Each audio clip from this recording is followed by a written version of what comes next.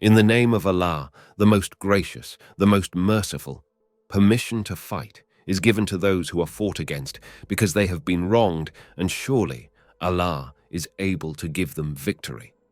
Those who believe fight in the cause of Allah, and those who disbelieve fight in the cause of Taghut. So fight you against the friends of Satan.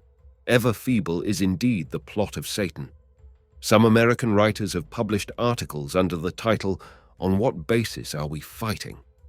These articles have generated a number of responses, some of which adhered to the truth and were based on Islamic law, and others which have not. Here we wanted to outline the truth as an explanation and warning, hoping for Allah's reward, seeking success and support from Him. While seeking Allah's help, we form our reply based on two questions directed at the Americans.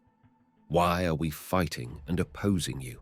What are we calling you to, and what do we want from you? As for the first question, why are we fighting and opposing you? The answer is very simple, because you attacked us and continue to attack us. You attacked us in Palestine, which has sunk under military occupation for more than 80 years. The British handed over Palestine with your help and your support to the Jews, who have occupied it for more than 50 years, years overflowing with oppression, tyranny, crimes, killing, expulsion, destruction, and devastation. The creation and continuation of Israel is one of the greatest crimes, and you are the leaders of its criminals. And of course, there is no need to explain and prove the degree of American support for Israel. The creation of Israel is a crime which must be erased. Each and every person whose hands have become polluted in the contribution towards this crime must pay its price, and pay for it heavily. It brings us both laughter and tears to see that you have not yet tired of repeating your fabricated lies that the Jews have a historical right to Palestine, as it was promised to them in the Torah. Anyone who disputes with them on this alleged fact is accused of anti-Semitism. This is one of the most fallacious, widely circulated fabrications in history. The people of Palestine are pure Arabs and original Semites. It is the Muslims who are the inheritors of Moses and the inheritors of the real Torah that has not been changed. Muslims believe in all of the prophets, including Abraham, Moses, Jesus, and Muhammad. Peace and blessings of Allah be upon them all. If the followers of Moses have been promised a right to Palestine in the Torah, then the Muslims are the most worthy nation of this. When the Muslims conquered Palestine and drove out the Romans, Palestine and Jerusalem returned to Islam, the religion of all the prophets, peace be upon them. Therefore, the call to a historical right to Palestine cannot be raised against the Islamic Ummah that believes in all the prophets of Allah, and we make no distinction between them. The blood pouring out of Palestine must be equally revenged. You must know that the Palestinians do not cry alone. Their women are not widowed alone. Their sons are not orphaned alone. You attacked us in Somalia. You supported the Russian atrocities against us in Chechnya, the Indian oppression against us in Kashmir, and the Jewish aggression against us in Lebanon. Under your supervision, consent, and orders, the governments of our countries which act as your agents attack us on a daily basis. These governments prevent our people from establishing the Islamic Sharia, using violence and lies to do so. These governments give us a taste of humiliation and places us in a large prison of fear and subdual. These governments steal our Ummah's wealth and sell them to you at a paltry price. These governments have surrendered to the Jews and handed them most of Palestine, acknowledging the existence of their state over the dismembered limbs of their own people. The removal of these governments is an obligation upon us and a necessary step to free the Ummah, to make the Sharia the supreme law, and to regain Palestine. And our fight against these governments is not separate from our fight against you. You steal our wealth and oil at paltry prices because of your international influence and military threats. This theft is indeed the biggest theft ever witnessed by mankind in the history of the world. Your forces occupy our countries. You spread your military bases throughout them. You corrupt our lands, and you besiege our sanctities, to protect the security of the Jews and to ensure the continuity of your pillage of our treasures. You have starved the Muslims of Iraq, where children die every day. It is a wonder that more than 1.5 million Iraqi children have died as a result of your sanctions, and you did not show concern. Yet when 3,000 of your people died, the entire world rises and has not yet sat down. You have supported the Jews in their idea that Jerusalem is their eternal capital and agreed to move your embassy there. With your help and under your protection, the Israelis are planning to destroy the Al-Aqsa Mosque. Under the protection of your weapons, Sharon entered the Al-Aqsa Mosque to pollute it as a preparation to capture and destroy it. These tragedies and calamities are only a few examples of your oppression and aggression against us. It is commanded by our religion and intellect that the oppressed have a right to return the aggression. Do not await anything from us but jihad, resistance, and revenge.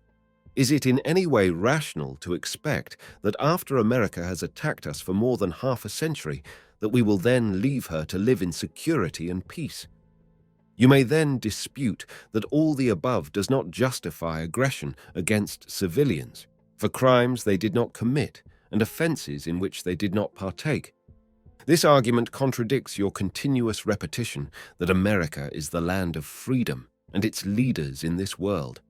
Therefore, the American people are the ones who choose their government by way of their own free will, a choice which stems from their agreement to its policies. Thus, the American people have chosen, consented to, and affirmed their support for the Israeli oppression of the Palestinians, the occupation and usurpation of their land, and its continuous killing, torture, punishment, and expulsion of the Palestinians. The American people have the ability and choice to refuse the policies of their government and even to change it if they want. The American people are the ones who pay the taxes which fund the planes that bomb us in Afghanistan, the tanks that strike and destroy our homes in Palestine, the armies which occupy our lands in the Arabian Gulf, and the fleets which ensure the blockade of Iraq. These tax dollars are given to Israel for it to continue to attack us and penetrate our lands. So the American people are the ones who fund the attacks against us, and they are the ones who oversee the expenditure of these monies in the way they wish, through their elected candidates. Also, the American army is part of the American people. It is this very same people who are shamelessly helping the Jews fight against us. The American people are the ones who employ both their men and their women in the American forces which attack us. This is why the American people cannot be not innocent of all the crimes committed by the Americans and Jews against us. Allah, the Almighty, legislated the permission and the option to take revenge. Thus, if we are attacked, then we have the right to attack back. Whoever has destroyed our villages and towns, then we have the right to destroy their villages and towns. Whoever has stolen our wealth, then we have the right to destroy their economy. And whoever has killed our civilians, then we have the right to kill theirs. The American government and press still refuses to answer the question. Why did they attack us in New York and Washington? If Sharon is a man of peace in the eyes of Bush, then we are also men of peace.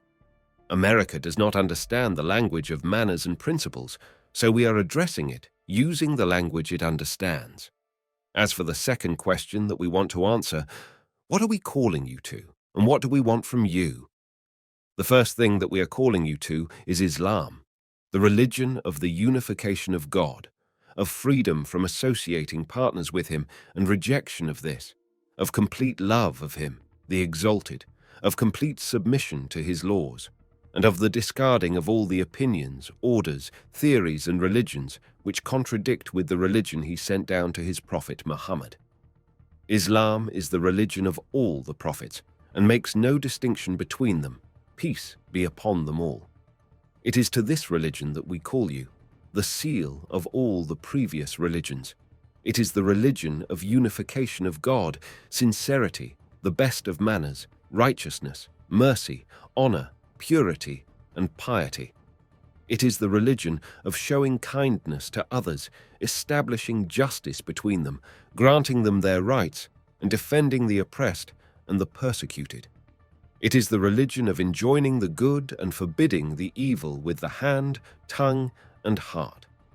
It is the religion of jihad in the way of Allah, so that Allah's word and religion reign supreme. And it is the religion of unity and agreement on the obedience to Allah, and total equality between all people, without regarding their color, sex, or language. It is the religion whose book, the Quran, will remain preserved and unchanged after the other divine books and messages have been changed. The Quran is the miracle until the day of judgment. Allah has challenged anyone to bring a book like the Quran or even 10 verses like it. The second thing we call you to is to stop your oppression, lies, immorality, and debauchery that has spread among you. We call you to be a people of manners, principles, honor, and purity, to reject the immoral acts of fornication, homosexuality, intoxicants, gamblings, and trading with interest. We call you to all of this that you may be freed from that which you have become caught up in, that you may be freed from the deceptive lies that you are a great nation, that your leaders spread amongst you to conceal from you the despicable state to which you have reached. It is saddening to tell you that you are the worst civilization witnessed by the history of mankind. You are the nation who, rather than ruling by the Sharia of Allah in its constitution and laws, choose to invent your own laws as you will and desire. You separate religion from your policies, contradicting the pure nature which affirms absolute authority to the Lord and your Creator. You flee from the embarrassing question posed to you: how is it possible for Allah the Almighty to create His creation, grant them power over all the creatures and land, grant them all the amenities of life, and then deny them that which they are most in need of, knowledge of the laws which govern their lives?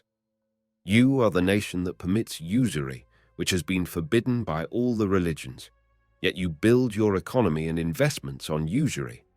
As a result of this, in all its different forms and guises, the Jews have taken control of your economy, through which they have then taken control of your media, and now control all aspects of your life, making you their servants and achieving their aims at your expense. Precisely what Benjamin Franklin warned you against. You are a nation that permits the production, trading, and usage of intoxicants. You also permit drugs and only forbid the trade of them, even though your nation is the largest consumer of them. You are a nation that permits acts of immorality, and you consider them to be pillars of personal freedom. You have continued to sink down this abyss from level to level until incest has spread amongst you, in the face of which neither your sense of honor nor your laws object. Who can forget your President Clinton's immoral acts committed in the official Oval Office? After that, you did not even bring him to account, other than that he made a mistake, after which everything passed with no punishment. Is there a worse kind of event for which your name will go down in history and remembered by nations? You are a nation that permits gambling in its all forms. The companies practice this as well, resulting in the investments becoming active and the criminals becoming rich. You are a nation that exploits women like consumer products or advertising tools, calling upon customers to purchase them. You use women to serve passengers, visitors, and strangers to increase your profit margins. You then rant that you support the liberation of women. You are a nation that practices the trade of sex in all its forms, directly and indirectly. Giant corporations and establishments are established on this, under the name of art, entertainment, tourism, and freedom, and other deceptive names you attribute to it. And because of all this, you have been described in history as a nation that spreads diseases that were unknown to man in the past. Go ahead and boast to the nations of man that you brought them AIDS as a satanic American invention. You have destroyed nature with your industrial waste and gases more than any other nation in history. Despite this, you refuse to sign the Kyoto Agreement so that you can secure the profit of your greedy companies and industries. Your law is the law of the rich and wealthy people who hold sway in their political parties, and fund their election campaigns with their gifts. Behind them stand the Jews, who control your policies, media, and economy. That which you are singled out for in the history of mankind is that you have used your force to destroy mankind more than any other nation in history, not to defend principles and values, but to hasten to secure your interests and profits. You who dropped a nuclear bomb on Japan, even though Japan was ready to negotiate an end to the war. How many acts of oppression, tyranny, and injustice have you carried out, O callers to freedom? Let us not forget one of your major characteristics, your duality in both manners and values, your hypocrisy in manners and principles. All manners, principles, and values have two scales, one for you and one for the others. The freedom and democracy that you call to is for yourselves and for white race only. As for the rest of the world, you impose upon them your monstrous, destructive policies and governments which you call the American friends. Yet you prevent them from establishing democracies. When the Islamic Party in Algeria wanted to practice democracy and they won the election, you unleashed your agents in the Algerian army onto them and to attack them with tanks and guns, to imprison them and torture them. A new lesson from the American Book of Democracy. Your policy on prohibiting and forcibly removing weapons of mass destruction to ensure world peace. It only applies to those countries which you do not permit to possess such weapons. As for the countries you consent to, such as Israel, then they are allowed to keep and use such weapons to defend their security.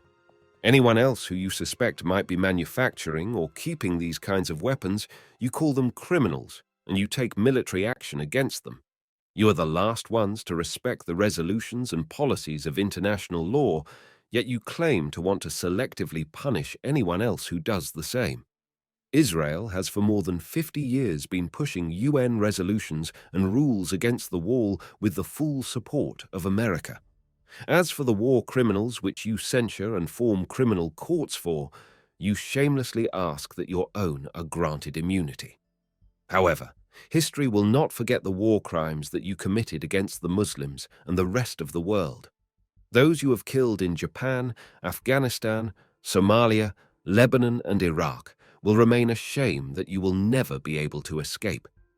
It will suffice to remind you of your latest war crimes in Afghanistan, in which densely populated innocent civilian villages were destroyed. Bombs were dropped on mosques, causing the roof of the mosque to come crashing down on the heads of the Muslims praying inside. You are the ones who broke the agreement with the Mujahideen when they left Kunduz, bombing them in Jangi fort and killing more than 1,000 of your prisoners through suffocation and thirst. Allah alone knows how many people have died by torture at the hands of you and your agents. Your planes remain in the Afghan skies, looking for anyone remotely suspicious. You have claimed to be the vanguards of human rights, and your Ministry of Foreign Affairs issues annual reports containing statistics of those countries that violate any human rights.